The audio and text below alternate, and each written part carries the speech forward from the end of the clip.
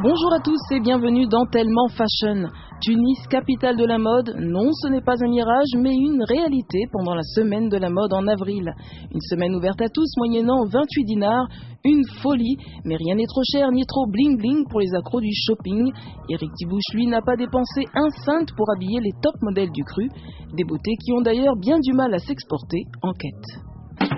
C'est sa deuxième Fashion Week à Tunis, mais pour Kamel, le directeur de casting, une seule consigne, trouver des filles du cru. Une mission plus difficile qu'il n'y paraît. Là, quand je me balade, je repère des filles qui ont les critères pour une Fashion Week. C'est un peu difficile de trouver des mannequins vraiment prêts. Il n'y a pas d'agence, il n'y a pas de personnes qui puissent les former. Ces semaines de casting sauvage n'ont malgré tout pas été vaines. Kamel a fini par recruter une dizaine de jeunes filles minces, parfaites pour des essayages en cabine, mais toutes ne monteront pas sur le podium. Ce n'est pas compliqué de trouver des filles arabes. Ce qu'il est, c'est de trouver des filles qui mesurent entre 1m78 et 1m80, la taille nécessaire pour la haute couture et le prêt-à-porter. Il y a des mannequins arabes, mais elles font principalement des photos. Elles défilent peu en raison de leur taille. Il n'y a hélas pas beaucoup de grandes filles dans la région. Pas assez grande, trop ronde pour les marchés étrangers, Faten est l'une des rares mannequins tunisiens à avoir percé sur la scène internationale. Une réussite qu'elle doit en partie à ses parents. Il y a longtemps, à une époque, beaucoup de parents ils ne veulent pas laisser leurs filles partir en France. C'est pour ça qu'on ne voit pas beaucoup de mannequins tunisiennes ou marocaines. Ce n'était pas un problème des masses, c'était plutôt un problème de tradition. Et tes parents ont tout de suite compris, t'ont pas posé. C'est mon papa qui m'a encouragé à faire ça. Pour les plus chanceuses, la Fashion Week peut être un véritable tremplin. Anne, elle a fait la Fashion Week avec nous l'année dernière. Là, elle a signé avec Vivienne Estoud pour 2 ans. L'édition 2010 a peut-être révélé celle qui succédera à Anna sur les podiums de New York, Londres ou Paris. À défaut de leur offrir le monde, Eric Tibouche a offert à ses mannequins castés par Kamel un véritable écrin de lumière. C'est un fait, le maestro n'est jamais aussi bon que lorsqu'il déploie ses talents d'architecte d'une mode futuriste.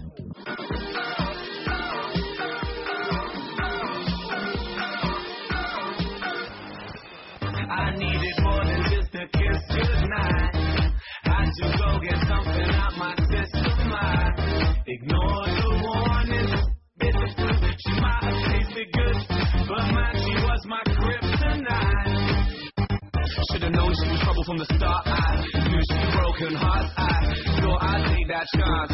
With the she devil in the pale moonlight. Alarm bells rang, but I love the drama. In the dark place, but I love the calm. My future. Should've closed that door, but I kept going back for more. She's electric. She's the color running through my veins. She's a siren. Giving voices that I can't explain.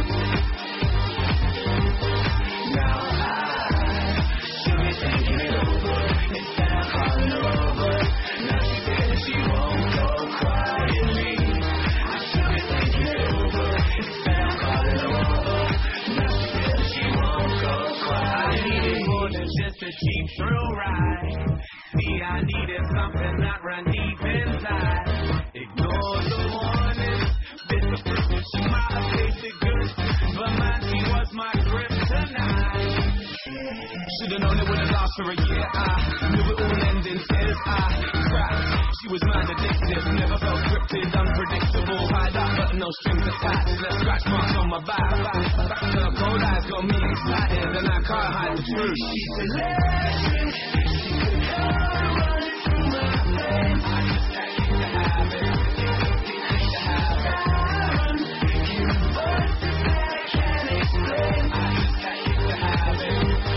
Now I should be thinking it over instead of calling her over. Now she said she won't go quietly. I should be thinking it over instead of calling her over. Now she said she won't go quietly.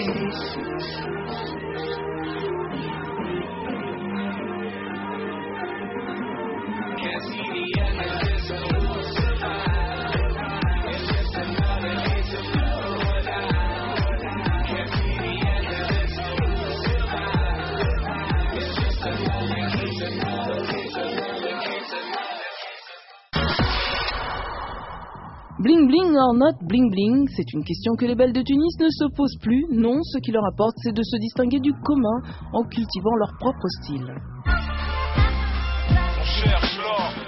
Les Tunisiennes n'ont attendu ni les rappeurs ni notre président pour se mettre à la mode bling bling.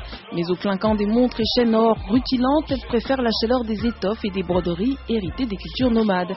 Qu'elles optent pour la djellaba, la robe de cocktail ou la tenue de gala.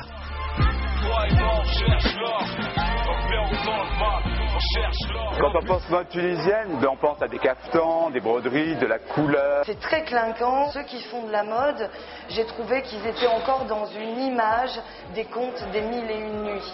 Par contre, je trouve que la rue, finalement, elle est assez occidentalisée. Je trouve qu'elles se sont bien emparées de codes vestimentaires, finalement, qui circulent à peu près partout. Elle est en transition en ce moment. Elle est en pleine transition, la mode tunisienne. Ça change. Des strass partout qu'on voit à 1000 mètres, ça existe encore. Ça n'a pas complètement disparu, ça existe encore. Je dirais que ça change. Mais si les Tunisiennes renoncent tout doucement aux paillettes, elles cultivent néanmoins leur singularité. Dernière tendance chez les plus nantis, la mode made in London. Donc là, elle recherche, oui, un produit exclusif. Elle a envie de porter quelque chose que les autres ne portent pas, où il y a le petit truc en plus. Pour être fashion sans dépenser des centaines de dinars, il y a toujours le souk, et ça, les fashion victimes l'ont bien compris. Tellement fashion, c'est déjà fini, mais rassurez-vous, le rendez-vous glam et chic de Paris revient, avec en réserve plein de news, de défilés et de people. Alors à bientôt.